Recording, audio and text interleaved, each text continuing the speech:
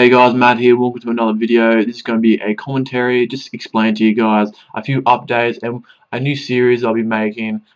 Just because I don't have a lot of time now to be video making, so I want to make a new series that's heaps simple, won't take a lot of time to make, and I can hopefully put out some good entertainment for you guys. So just before that, a couple of new updates. One is obviously a big one is the item that I have here, which is the Divine Spirit Shield. Now, I finally got one of these, and you might be thinking, how the hell did you afford one, Matty? Well, I didn't have the cash for it, so what I did was I sold a lot of items that I had in my bank. I sold some pretty big items that I didn't really want to sell, but had to, and I just thought it would be a good opportunity now to actually buy the Divine Spirit Shield for the price it was. I actually did sell a lot of things such as my Elijah and my Arcane. I sold my BCP, BGS, Zaryte Spear. I used like 60 mil cash I had on me, and I think that was it. That was basically it. And I used all my miscellaneous profits from the bird's nest and everything you get from here. So you might be wondering, why did I get the Divine? Well, there's a couple of reasons I decided. Number one, I just want to be a prod now in PVM. I will never ever use this in PVM. I'm in PCane, especially the way that PCane is now. I'll be the biggest target in the universe. I don't want to lose this.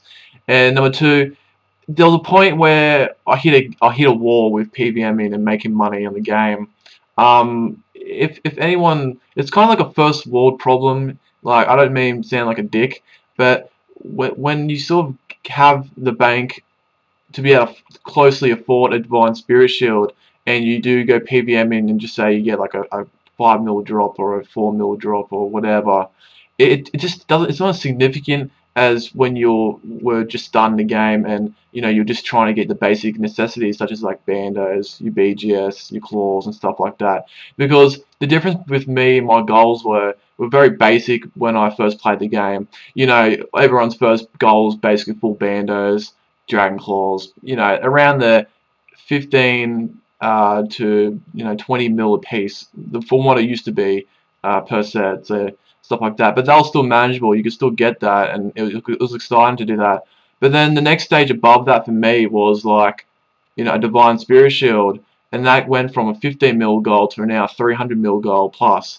And my next goal is a Zaryte bow, which was 100 mil. So the jump from 15 mil to 100 mil to 360 mil was just insane. And when you get a drop and you see your cash go from 60 mil to 66 mil, it's not as significant. So I decided to sell a lot of my stuff. I used a lot of my cash, basically the whole thing, and buy Divine. Plus, it is a very good shield for PVMing, so I'll be able to do a lot more solo bossing, such as bandos, a lot easier than what I used to do with the Spectral, or the Elijah, I should say, that I had for a while. And also, I was able to afford this because I'd made a couple good investments. I made 20 mil with the Arcane, I bought for 40 mil, and I bought the LE for about 204 mil, and I sold that thing for like 227 mil. So overall, it was really good. I just made a couple of smart decisions for purchasing, and I've made a couple of PVMing trips as well.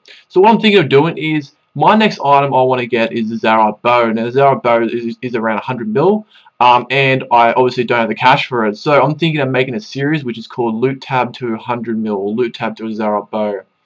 And basically, I'm going to collect a loot tab which is worth a Zaryte bow if possible. So at the moment, this is my loot tab from DKs, Revenants, and Armadale. I got absolute shit all with Armadale. Me and my mate went last night, and we got absolute fuck all. So that it wasn't too pretty. But I actually did go to Revenants, and I got Morrigan's Javelins, and later on a Corrupt Dragon Dagger. But this ended my dry streak. I wasn't getting anything from Revenants for a long time, and I got Morrigan's. I might actually sell that because even though I would like to keep it, the combat beta is coming out really soon, and Morrigan's Javelins are going to be the exact same as Corrupt. So there's not much point in having Morrigan's Javelins if they have no spec. So I might do that. Other than that, I might keep everything else.